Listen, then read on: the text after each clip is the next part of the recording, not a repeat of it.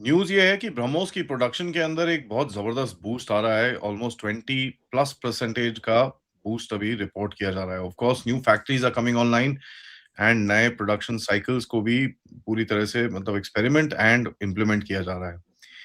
This is just one part of the news. उसके बाद दूसरी जो बड़ी न्यूज़ है कि साहब आपकी जो रॉकेट फ़ोर्स है, भारत जिसके बारे में काफ़ी टाइम से बात कर रहा है, strategic missile force, rocket force जैसे मर्ज़ी आप उसको बोल लीजिए, that is now also coming into focus.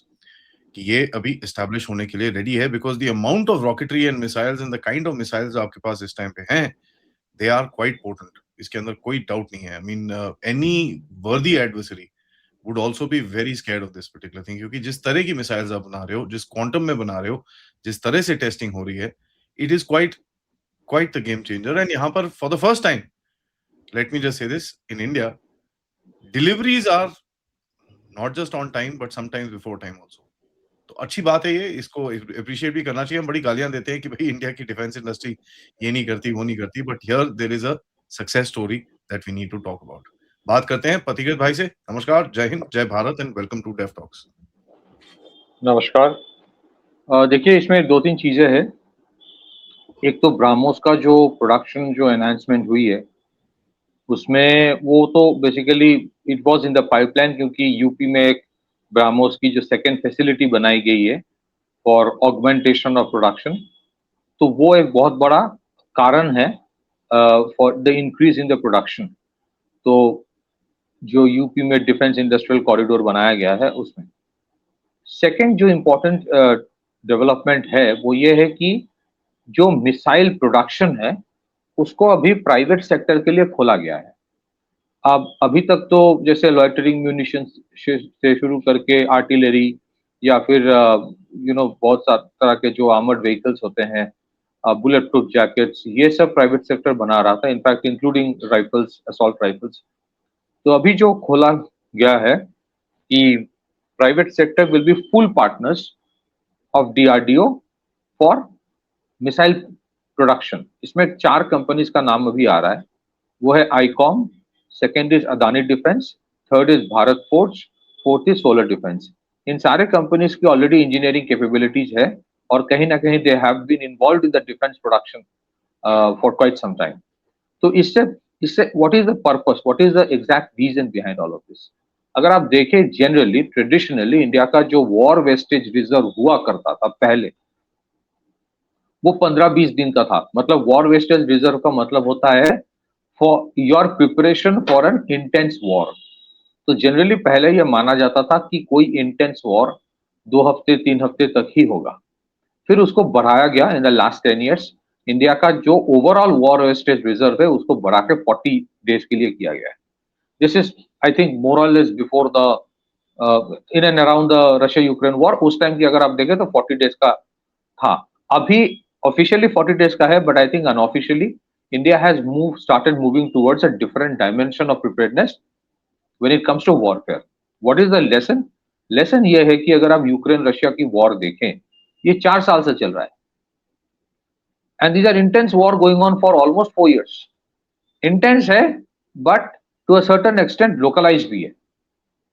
Localise इसलिए है कि अगर आप ईस्टर्न रशिया को देखें, ईस्टर्न रशिया में उतना इसका इम्पैक्ट नहीं होता है।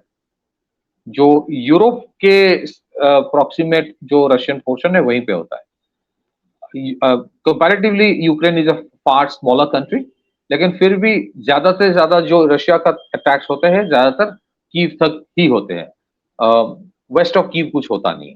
That's a very interesting phenomena और new dimension of conflict coming up, जहाँ पे थोड़ा बहुत इकोनॉमी चलता भी है। इनफैक्ट इकोनॉमी रशिया का तो अच्छा खासा चल रहा है। Russian economy has literally got dedollarized और काफी बेहतर मतलब इन टर्म्स ऑफ रेसिलियंस आया है उसमें।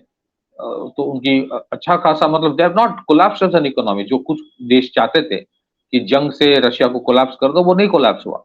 But the important thing is imagine आपके किस लेवल की number 1 war wastage reserve facility होनी चाहिए एंड नंबर 2 किस तरह के आपके सर्च कैपेसिटी होनी चाहिए कि आप 4 साल तक एक जंग लड़ रहे हो। तो यहाँ पे lot of people might think कि भाई रशिया वर्सेस यूक्रेन लड़ाई चल रहा है। रशिया वर्सेस यूक्रेन की लड़ाई नहीं है। हम लोगों ने पहले डिस्कस किया था, for the purpose of reference बोल देते हैं, it's basically Russia versus the whole of NATO.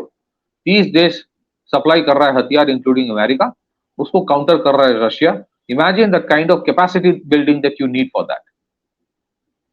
Similarly, in case of अगर आप ईरान और इस जंग की बात करें जो मिडिल ईस्ट में हो रहा है, वो भी 3-4 महीने से इंटेंस वॉरफेयर हुआ और चल रहा है, कुछ ना कुछ तो चल रहा है ना। इससे दर्शाता ये है, ये जो जितने सारे न्यू कॉन्फ्लिक्ट है कि भाई कॉन्फ्लिक्ट का आजकल कोई समय सीमा नहीं है, कॉन्फ्लिक्ट का आज कोई क्वांटिफिकेशन नहीं है कि भाई मेरे लिए 100 मिसाइल ही काफी है, 200 मिसाइल ही काफी है। ये जितना जितना कुछ ईरान ने करके दिखाया, इट्स बिकॉज कहा जाता है they have an arsenal of 2500 to 3000 ballistic missiles, चाहे वो शॉर्ट रेंज हो, मीडियम रेंज हो, लॉन्ग रेंज हो। सो आज व्हाट इज इंपॉर्टेंट, जैसे आप प्रोडक्शन एनहांसमेंट फॉर ब्राह्मोस बोल रहे हो, जैसे ये जो भारत डायनामिक्स एक पीएसयू था, अच्छा खासा है, उनके जो एक मोनोपोली था in terms of missile production, जितने सारे इंडिया के बड़े मिसाइल्स हैं, बैलिस्टिक मिसाइल्स, वो बीडीएल बनाते थे। Now they have a limitation कि साल में 40-50 ही बना पाएंगे। सो वो उसको एनहांस किया जा रहा है टू द एक्सटेंट ऑफ 200-250 पर missile every year. Now over a period of time why it is being done, क्योंकि आपकी कैपेसिटी बिल्डिंग करना पड़ेगा, not for the sake of fighting a global war, but आपकी इकोनॉमी जब बढ़ती रहेगी, disruption आता रहेगा, कहीं ना कहीं big war is inevitable. Operation Sindoor, it was a tactical operation. India कहीं ना कहीं फॉर गुड रीजंस लर्नड कि क्या होगा if you go for a long haul war. So एक स्पेसिफिक पर्पस के लिए they went for the operations and tactically stopped it tactically, but it can start all over again. However, the important thing is कि next Operation Sindoor need not be in for 4 days. It can continue for 40 days. It can continue maybe for 100 days. तो आपको उस level की capacity building, search capacity development करना पड़ेगा। उसका एक दो जो हम लोगों ने उदाहरण लिया, जैसे आपने कहा ब्राह्मोस वाला, and the second one invariably of the overall spectrum of ballistic missiles, cruise missiles, उसमें एक इजाफा किया जा रहा है by taking the private sector into confidence. Last but not the least, एक इंपॉर्टेंट चीज ये है, for like just like in any kind of, आप कोई भी कमोडिटी बनाओ, आप जब बड़े स्केल में बनाओगे तो आपका कॉस्ट कम हो जाता है because of scalability factor, economy of large scale production. So similarly जो per unit cost of a missile, for example BrahMos की तरह का जो क्रूज मिसाइल है, पर यूनिट कॉस्ट आपका कम हो जाएगा if you produce in larger numbers। और ये होने वाला है। Another important point today, BrahMos is not just a cruise missile. It's almost like a geostrategic tool for India. Interestingly, why? क्योंकि आप जो ये BrahMos आप उन देशों को दे रहे हो जिनके साथ लिटरली चाइना का प्रॉब्लम है आज, और चाइना जहां जहां जब जब कुछ कुछ प्रॉब्लम क्रिएट करेगा इन साउथ एशिया टारगेटिंग इंडिया, तब तब आप देते रहोगे BrahMos to all these countries, and BrahMos is something which is a lethal weapon when it comes to coastal security, maritime patrolling. So इनके जो दबदबा होता है साउथ चाइना सी में, it is really threatened by BrahMos. So I think that's why you need to produce larger number of BrahMos, not just for your own war wastage reserve or surge capacity development, but also क्योंकि बहुत सारे देश जो है आपके मित्र देश है, वो भी चाहेंगे, वो चाह रहे हैं, उनकी डिमांड आ रहा है कि we also need BrahMos. So this is why I think this entire development is happening. Back to you. यार एक मेन चीज है, आई मीन आई थोड़ा सा kind of take it on a different direction if you don't mind. सबसे बड़ा क्या है कि you know when you look at the productivity of any system और उसका जो आपको बैकिंग करना है, जैसे आप बात कर रहे थे long long Wars, short Wars, ये वो ऑल दैट, जिस तरह से आप जिस डायरेक्शन में आप जा रहे हो, that is basically now you looking at a situation जहां पर आप प्रिपेयर कर रहे हो फॉर अ सर्ज कैपेसिटी। ठीक है जी। तो रॉकेट फोर्स आपकी बनेगी जिसके अंदर बड़ी डिफरेंट टाइप्स की रॉकेट्स आएंगी। प्रॉब्ली पथिकेत भाई, you and I can do a program on all the kinds of rockets and missiles that we have in the arsenal. बहुत सारी हैं अभी तो, there is just so many, Rudram, Pralay, ये वो काफी सारा कुछ है। What is being prepared is the ground for surge capacity, क्योंकि अगर आप एक जगह पे ब्रह्मोस बना सकते हो, you can also make the प्रलय। You can also make the Rudram. It is about the seeker and this thing, but the basic structure of the missile, basic structure of the, you know, the cone, the this, the that, all that is pretty much the same. Some of them have similar rocket motors. Some of them have similar systems, flight parameter systems. आपके जो terrain following systems हैं, basic radar systems हैं, attack node systems हैं, ये सब common होते हैं। बहुत सारे सिस्टम्स के अंदर कॉमन होते हैं, क्योंकि आप एक इंफ्रास्ट्रक्चर बनाते हो, जायरोस्कोपिक इंफ्रास्ट्रक्चर है। Now that gyroscopic infrastructure can be used anywhere. It's not कि ये ब्रह्मोस का ही जायरोस्कोप है, इसको कहीं और नहीं डाल सकते। It can be put anywhere, that's not a problem. तो आप एक सर्च कैपेसिटी बना रहे हो by creating these factories for a missile which is of course in your export basket, जिसको आप एक्सपोर्ट भी कर रहे हो, एंड जिसकी जरूरत भी आपके पास है, बिकॉज आप लैंड, सी, एयर तीनों में डिप्लॉय कर चुके हो उसको।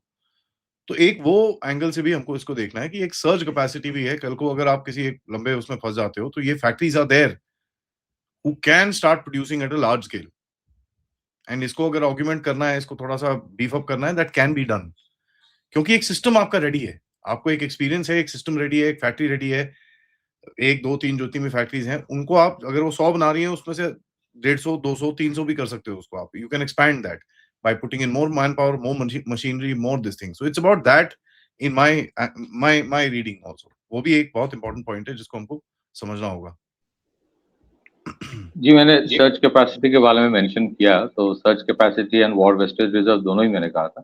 Yeah. You are right. देखिए, दो चीजें हैं जहां पे ये चार जो कंपनीज के बारे में मैंने कहा कि solar defence, Adani, Bharat forge और आईकॉम, और जहां पे ब्राह्मोस का भी जो कैपेसिटी बिल्डिंग हो रहा है, अल्टीमेटली आप जो सिस्टम्स की बात कर रहे हो कि इंटरऑपरेबल होते हैं, कॉमनैलिटी है, विच इज एब्सोल्युटली राइट। तो बेसिकली दो चीजें हैं। देखिए, these are basically systems integrators. जो भी बड़े बड़े कंपनीज का नाम लिया जा रहा है जो फुल पार्टनर्स है, वो सिस्टम्स इंटीग्रेटर्स होगा, और definitely that will enhance the capacity of systems integration and eventual जो असेंबली होता है, असेंबली लाइन में you are building assembly lines, you building assembly lines.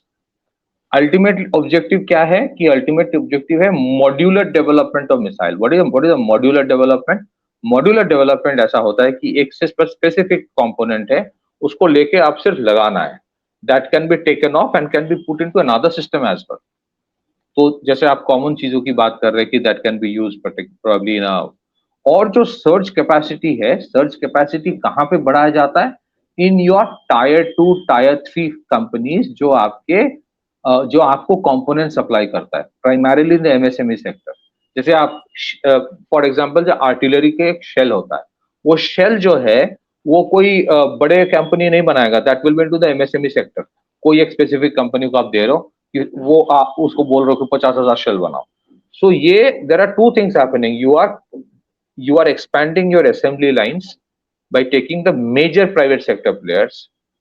Number two, you are developing surge capacity, number one obviously through the assembly line, and number two कि आपके जो MSME sectors है जो आपको वो component supply करेगा, ज्यादातर components कोई और third party बनाता है।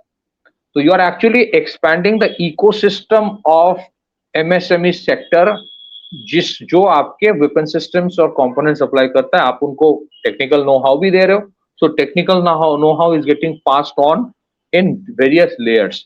डीआरडीओ से जा रहा है in big 4 big 5 companies now, जो आपके फुल मिसाइल पार्टनर्स है, और वहां से जा रहा है to the entire MSME ecosystem. So obviously एक चीज डेफिनेटली हो रहा है कि आज कोई एमएसएमई कंपनी जो आपके कंपोनेंट्स बनाते थे, कल तक वो 40 मिसाइल के लिए ही बनाता था, क्योंकि उनको पता था कि भाई वो पीएसयू 40 ही बना पाएगा। आज उसको बोला जा रहा है कि डेवलप द फैसिलिटी कि कल जरूरत पड़े तो 400 भी बना पाओ। That is what is happening. So it is definitely a game changer, no doubt, क्योंकि एवरीथिंग सेड एंड डन, अगर आप यूरोप की कॉन्फ्लिक्ट, यूक्रेन रशिया कॉन्फ्लिक्ट देखें और आप मिडिल ईस्ट की कॉन्फ्लिक्ट देखें, कोई डिनायल नहीं है कि एयर पावर की एक ऑब्वियस एक इम्पैक्ट है, बट एयर पावर के सिवा भी बहुत कुछ चीजें हैं जहां पे आपको उतना ही ध्यान देना पड़ेगा। That's why the rocket force is being build up.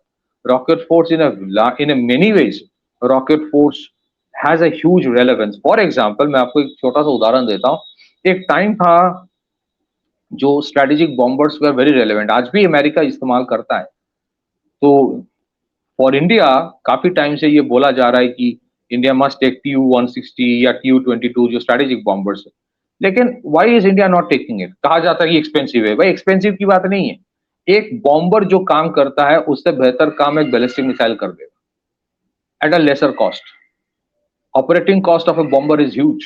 So the relevance of bombers have come down because of, number one, development of a large array of ballistic missiles, both long range, short range, medium range and tactical ballistic missile, as well as cruise missile. Similarly, एक और भी चीज हुआ है, जैसे bombers has been replaced by multi-role combat aircraft. For example, जैसे एक और भी interesting जो खबर आया कल ब्राह्मोस की तरफ से आया कि today India has a minimum of 40 Su-30 MKI which are carrying the air version of the BrahMos. So the basic doctrinal dimension of warfare is going on sea change. वो होता रहता है every few decades. These two wars actually showed, number one, as you rightly mentioned, और मैंने भी थोड़ा mention किया था कि surge capacity building बहुत जरूरी है। जो प्राइवेट सेक्टर में होता है, कोई भी चीज अगर डिमांड ज्यादा अचानक बढ़ जाता है ना, वो अपना बना लेता है, वो अपने पार्टनर कंपनीज रखता है जिसका काम ही है सिर्फ मैन्युफैक्चर करना। कुछ कुछ कंपनीज है इंडिया में जो दूसरों के लिए कॉन्ट्रैक्ट मैन्युफैक्चरिंग करता है, ब्रांड अपना नहीं डालता है, उनका काम ही है कॉन्ट्रैक्ट मैन्युफैक्चरिंग। सो डिफेंस में ये सब नहीं था। So you are actually building bringing in basic strategic management की जो कॉन्सेप्ट्स है for the you know corporate world, business world, उसको you are bringing in into the defence arena, which is very very important. Production करोगे तभी आप जंग लड़ पाओगे। You can not fight war with imported weapon systems. तो आत्मनिर्भरता की बात जब मोदी जी करते थे, दीज आर इंपॉर्टेंट थिंग्स। कुछ लोग हैं वो सोचते हैं कि एवरीथिंग गेट्स, हम लोग भी क्रिटिसाइज करते हैं ऑन द HAL वाला issue, but it does not mean कि आत्मनिर्भरता हुई नहीं, आत्मनिर्भरता बहुत हुई है। हाँ, we still need to work a lot when it comes to the aerospace engine, but in maybe there are 50 other areas जहाँ पे बहुत डेवलपमेंट हुई है, उसके बारे में बात करना भी इंपॉर्टेंट है। And the way the private sector has been taken into confidence कि तुम भी बनाओ, I trust you, you will build quality. बनाते थे ऑलरेडी, जैसे पिनाका रॉकेट्स तो प्राइवेट सेक्टर ही बनाते हैं, सोलर डिफेंस बनाते हैं। And I think now in case of missile I am sure they will be doing good. Pralay missile है जो, और भी कुछ ऐसे टैक्टिकल मिसाइल्स आ रहा है, निर्भय का जो अभी नाम है, long range land attack cruise missile, these are important things and mostly they will be made in the private sector for the good reason. So surge capacity, war wastage reserve, new dimensions of warfare are the reasons why these changes are happening. Back to you. Yep, there's no question, and it's a very heartening thing to see किस तरह से वो develop हो रहा है सब कुछ, and things are actually moving forward. So it's very very good. Thanks Pathikar bhai, सबसे request है वीडियो को like करिए, सब्सक्राइब करिए and share this with your friends and families, and of course support करिए चैनल को। ठीक है, this is the time. अभी फिर से वो क्या बोलते हैं, नीचे कर दिया है वापस सब कुछ। So please support the channel and check out our website for the details. नमस्कार, जय हिंद, जय भारत।